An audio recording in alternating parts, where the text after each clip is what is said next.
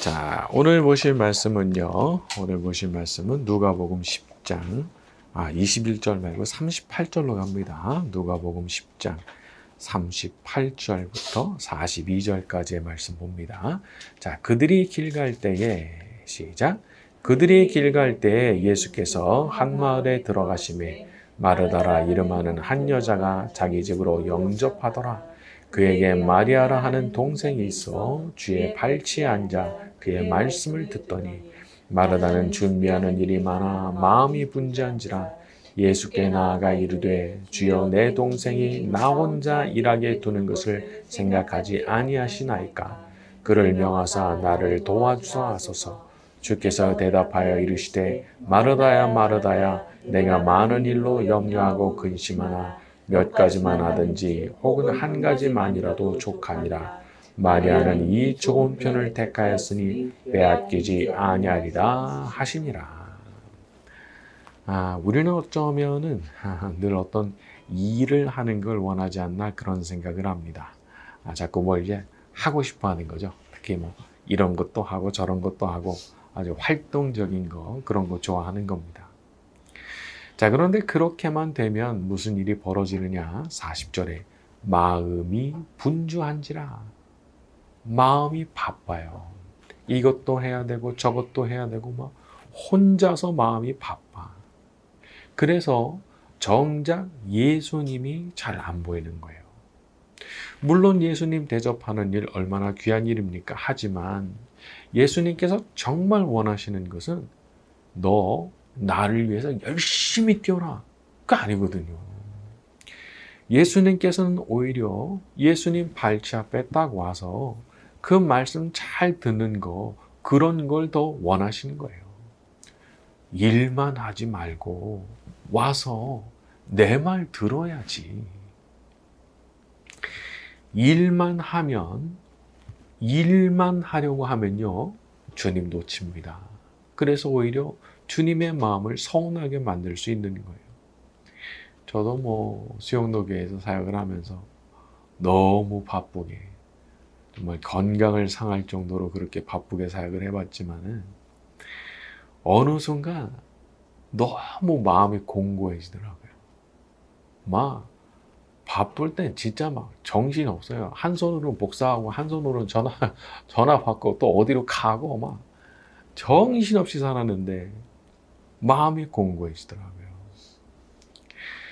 그러니까 우리가 다른 일을 좀 다 내려두고 주님 전에 나와서 기도로 주님 앞에 나아가는 그런 일들이 얼마나 필요한 일인지 몰라요. 그러니까 이렇게 주님과 교제하고 주님의 말씀을 듣는 그런 시간이 너무너무 필요한 거죠. 우리 주님은 일보다도 우리를 더 원하시는 분이십니다. 우리 얼굴을 보고 우리와 함께 사랑의 교제를 나누고 싶어 하시는 분이시죠. 사랑하는 자녀가 대접한다고 너무 바빠가지고 이것저것 막 바빠가지고 정작 내 얼굴은 쳐다도 보지 않는다 그러면은 그 마음이 얼마나 서운하겠어요. 근데 주님도 마찬가지신 거죠. 자, 오늘 우리가 기도하는 가운데 주님의 얼굴을 찾아뵙고 주님의 음성을 듣는 축복이 우리 모두에게 임하게 되기를 바랍니다. 자, 우리 누가복음 11장 1절로 갑니다. 예수께서 시작. 예수께서 한 곳에서 기도하시고 마치심에 자기 제자들에게 기도를 가르친 것과 같이 우리에게도 가르쳐 주옵소서. 자, 예수님께서 기도를 마치셨을 때 제자 중 하나가 세례요한처럼 자기들한테도 기도를 좀 가르쳐 달라 말을 했어요. 여러분, 기도라고 하는 것도 배워야 되는 거더라고요. 그냥 기도해라. 너무 막막하죠?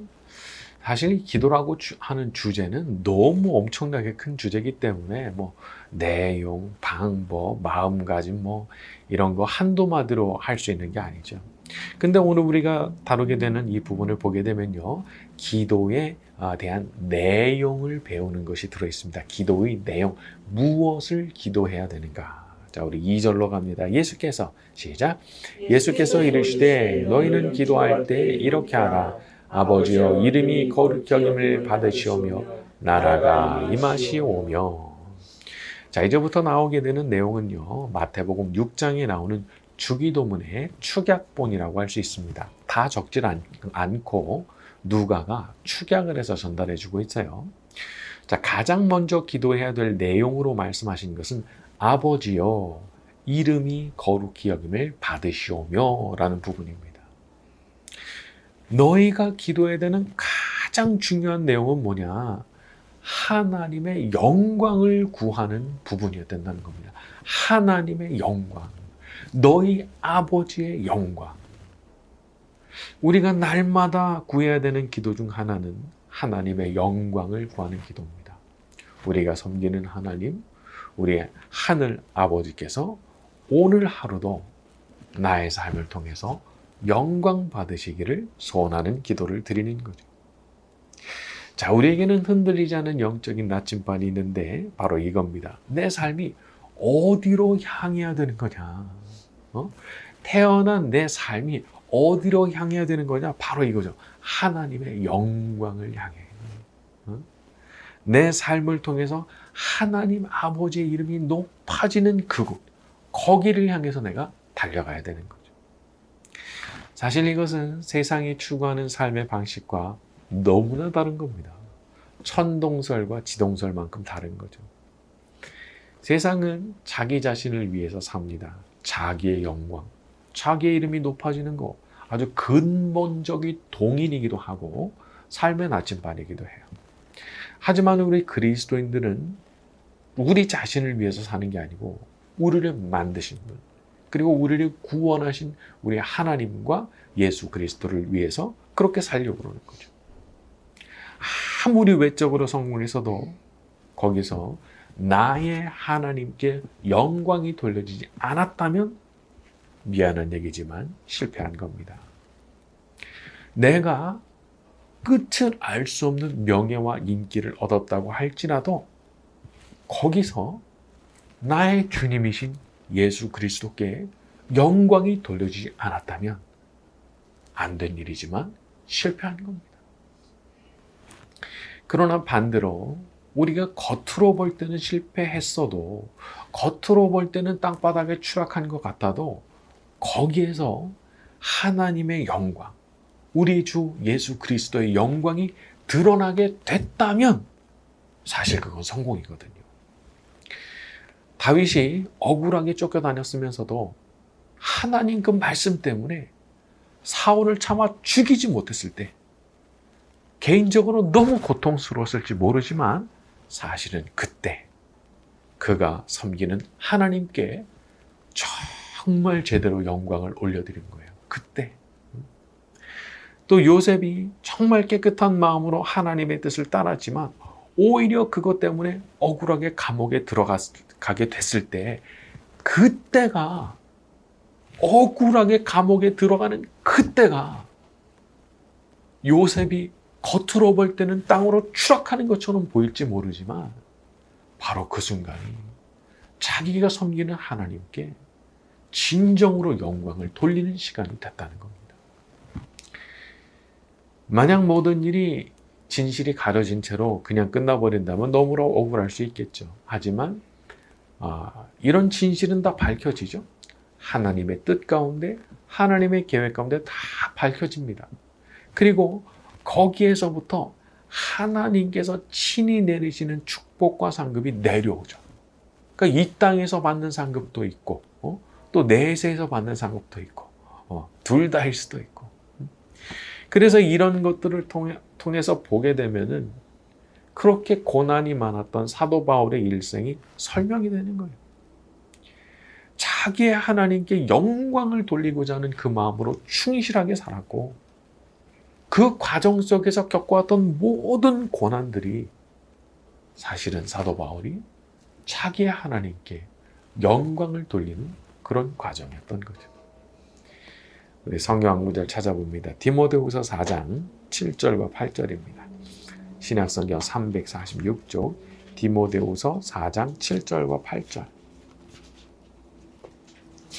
신약성경 346쪽 디모데후서 4장 7절과 8절입니다. 나는 시작. 나는 선한 싸움을 싸우고 나의 달려갈 길을 마치고 믿음을 지켰으니 이제 후로는 나를 위하여 의의 밀려건이 예비되었으므로 주 곧 의로우신 재판장이 그날에 내게 주실 것이며 내게만 아니라 주의 나타나심을 사모하는 모든 자에게노니라. 지금의 사도 바울, 그가 바라던 대로 천국에서 얼마나 그 빛나는 면류관을 쓰고 영광으로 빛나는 상급을 받은 채로 거기 있겠어요. 저는 이 부분을 연구하면서 나도 매일 아침마다 진지하게 이런 기도를 드려야 되겠다라는 생각을 하게 됐어요. 오늘 하루 내 하나님께 영광을 돌리는 하루가 되게 하옵소서. 저의 삶을 통해서도 예수 그리스도께 영광이 돌려지기를 원합니다. 자, 우리 모두가 그렇게 하루를 시작하게 되기를 바랍니다. 자, 우리 3절로 돌아갑니다. 3절. 우리에게 시작. 우리에게 날마다 일용할 우리가 먹고 사는 거 전혀 당연한 게 아니라는 거죠. 이건 우리가 날마다 하나님 앞에 간구해야 되는 기도의 내용이 되는 겁니다. 뭘요? 일용할 양식을 간구하는 거 말이죠. 사람이 먹고 사는 데는 하나님 은혜가 필요합니다. 하나님 은혜가 없으면 진짜 문자 그대로 밥 한 숟갈도 입에 들어오지 않습니다. 사람이 그런 것 같아요. 아무 문제가 없을 때는 모든 게 그냥 저절로 굴러가는 것 같아요. 월급 나오고 수입 생기고 그냥 저절로 굴러가는 것 같이 느껴져요. 그 때가 되면은 나오는 거다. 자, 그런데 문제가 딱 생기면 이거 이상한 거예요. 그렇게 자연스럽게 모든 것이 저절로 들어오는 것 같았던 것이 들어오질 않는 거예요. 그러면 이제 깜짝 놀라는 거죠. 시편 30편 6절과 7절 제가 읽어드릴게요. 내가 형통할 때 말하기를 영원히 흔들리지 아니하리라 하였도다. 여호와여 주의 은혜로 나를 산같이 굳게 세우셨더니 주의 얼굴을 가리심에 내가 근심하였나이다. 내가 형통할 때 말했다는 거예요. 내가 영원히 흔들리지 않을 것이다. 그런데 주님께서 얼굴을 딱 가리시니까 금세 내가 근심하게 됐다는 거죠. 하늘에 태양이 떠 있을 때는 모든 것이 환하게 보이지만 태양이 가려지고 시커멓게 먹구름 끼면 대낮이어도 캄캄해지는 거랑 똑같은 거예요. 그래서 우리가 먹고 사는 문제에 대해서도 항상 겸손한 자세로 하나님 앞에 일용할 양식을 구하는 기도를 드려야 되는 거죠. 오늘도 변함없이 먹여주시고 입혀주시고 쓸 수 있게 해주시는 그 은혜를 허락해 주시옵소서. 모든 걸 당연하게 생각하는 순간 마음으로 죄짓고 교만하게 됩니다. 그리고 하나님 없이도 잘 될 것만 같은 그런 기분에 사로잡혀요. 그러면 이제 거기서부터 문제가 아주 크게 발생하죠. 자, 혹시라도 이런 생각이 스쳐가는데 그냥 하나님 특별히 내가 이렇게 찾지 않아도 그냥 잘 될 것 같은데 이런 생각이 스쳐가기만 해도 말이죠. 저는 그렇더라고요. 하나님께서 그걸 가르치시더라고요. 절대 그렇게 될 수 없다는 것을 가르치시더라고요. 그냥 내가 나쁜 마음 먹은 것도 아니거든. 그냥 스쳐간 거거든요. 근데 그냥 스쳐가는 그거를 내버려 두기만 해도 그게 아니라는 것을 너무 무섭게 가르쳐 주시더라고요. 그래가지고 제가 이제는 그런 생각이 스쳐 지나가는 것만 해도 무서워요. 질색을 합니다. 내가 하나님이 특별한 은혜를 안 베풀어 주셔도 그냥 이건 잘 될 것 같은데 내가 기도 그렇게 열심히 안 해도 그래도 이건 그냥 그대로 잘 갈 것 같은데 그런 생각이 스쳐 지나가는 것 자체가 이제는 무서운 거예요. 그게 아니라는 걸 알기 때문에. 그런 걸 마음속에 잠시라도 허용하면 하나님께서 그걸 얼마나 싫어하시는지를 알게 되니까 이제는 그런 생각이 무서운 거예요. 예수님께서 말씀하셨죠. 하늘에 나는 새도 들판에 피어나는 백합도 하나님 먹이시고 입히시는 거다. 우리가 이 말씀을 전적으로 신뢰해야 됩니다. 하나님께서 우리를 먹이시고 입히시고 계시다는 사실을 분명히 인식하고 겸손히 하나님 앞에 간구하고 믿음으로 내가 먹고 사는 그 길을 맡겨드리는 거죠. 방법은 하나님의 것입니다. 내게 아니에요. 먹이시고 입히시는 방법 하나님께서 다 정하십니다. 엘리야가 가뭄 가운데 처음에는 까마귀가 물어다 주는 거 먹었죠? 근데 어느 순간이 딱 되니까 하나님께서 사르밧으로 가래요. 거기서 한 과부한테 내가 명령을 했으니까 그 과부를 통해서 너는 그걸 먹고 살라는 거예요. 엘리야 같이 위대한 선지자도 방법은 하나님께서 정하시는 것이라는 사실을 인정하고 그대로 순종했습니다. 그러니까 고집 부리지 말아야 되는 것 같아요. 이 방법으로 나를 먹이시겠다 말씀하시면 아멘 순종하는 것이고, 저 방법으로 나를 먹이시겠다 말씀하시면 또 아멘하고 순종하는 거죠. 그러니까 무슨 방법을 사용하시든 방법은 하나님의 것인데, 아무튼 우리 하나님께서 우리를 먹이시고 입히신다는 거죠. 우리 하나님 아버지께서 우리의 먹고 사는 문제를 일평생 책임져 주실 줄로 믿습니다. 자, 우리 4절로 갑니다. 시작. 우리가 우리에게 죄 지은 모든 사람을 용서하오니 우리 죄도 사하여 주시옵고 우리를 시험에 들게 하지 하라. 자, 두 가지 기도가 나오죠. 하나는 용서고 하나는 시험. 자, 먼저 용서를 다룹니다. 자, 이 용서라고 하는 것은 자기가 용서를 하는 가운데 용서를 빌어야 된다는 거예요. 너무 단순하죠. 용서하는 삶을 실천하는 가운데 하나님 앞에 용서를 구하라는 거예요. 자기는 하나도 용서하지 않으면서 하나님 앞에 가서 저는 용서해 주세요. 이건 안 된다는 거예요. 우리 하나님은 언제나 우리의 마음가짐, 자세, 태도 이런 게 중요한 게 보시는 거죠. 내가 정말 용서의 마음으로 살아가려고 하고 늘 너그럽게 용서를 베푸는 삶을 추구하면 하나님도 내게 대해서 그렇게 너그럽게 용서를 해주시겠다는 거예요. 사람이 자기 자신을 속이는 게 문제인 것 같아요. 저도 제가 용서하는 삶을 추구한다 말도 하고 또 생각도 스스로 또 그렇게 생각하지만은 막상 어떤 상황이 딱 되잖아요. 내가 제대로 그렇게 하고 있는 건지 의문이 들 때가 있더라고요. 내가 정말 그렇게 용서를 하고 있는 건가? 자, 그 생각이 들잖아요.